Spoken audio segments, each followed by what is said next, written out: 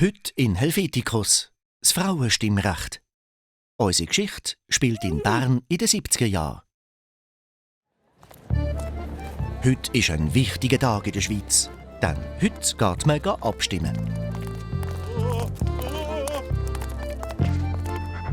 Die Mutter ist ein bisschen getüpft, weil sie nicht abstimmen darf. Und die Kinder fragen, warum? Und vor allem, was ist eigentlich Abstimmen? Also, angenommen, ihr habt daheim in der Familie zum Beispiel die Wahl zwischen zwei verschiedenen Küchen. Wenn jetzt jedes Familienmitglied sagt, welchen es lieber würde essen, dann nennt man das Abstimmen. Und der Kuchen, der am meisten Stimmen bekommt, wird dann auch angeschnitten.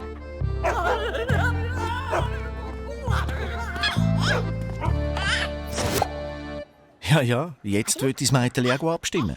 Aber die Mutter erklärt, die Männer haben entschieden, dass nur sie abstimmen dürfen. Sie möchte aber auch gerne teilnehmen an der Zukunft vom Land und sagen, was sie denkt. Aber eben, dafür bräuchte sie das Stimmrecht. Und weil nur die Männer abstimmen dürfen, haben die bis jetzt natürlich noch nie ein Ja zum Frauenstimmrecht in die Urne gelegt. Da ist die Geschichte mit der Küche schon besser gelaufen. Wieder daheim beschließt die Mutter, ihrem Mann einen kleinen Streich zu spielen. Von heute an sollen nämlich nur noch die Frauen in der Familie bestimmen, wo es durchgeht. Sie stimmen darüber ab, wer das Geschirr spülen soll. Der Vater findet das ungerecht und reklamiert. Also stimmen die Frauen darüber ab, ob die Männer in der Familie auch abstimmen können. Ein klares Nein.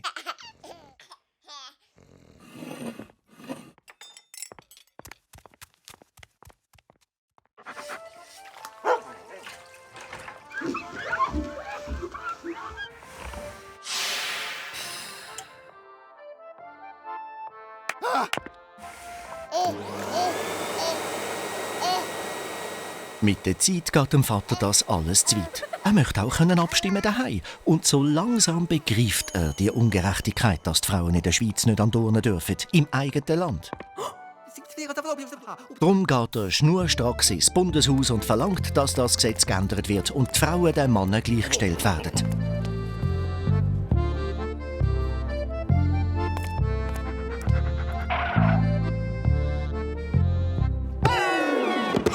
Aber es ist sehr schwierig, da etwas auszurichten. Schlussendlich tun sich die Frauen zusammen, gehen auf die Straße, protestieren und verlangen ihr Stimmrecht. Langsam aber sicher ändert sich die Meinung dazu im Land. Und eines Tages gibt es eine besonders wichtige Abstimmung.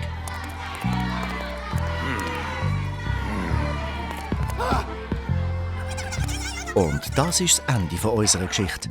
Vielleicht ist nicht alles genau so passiert, aber es ist gut, dass die Frauen am 7. Februar 1971 endlich das Stimmrecht bekommen haben.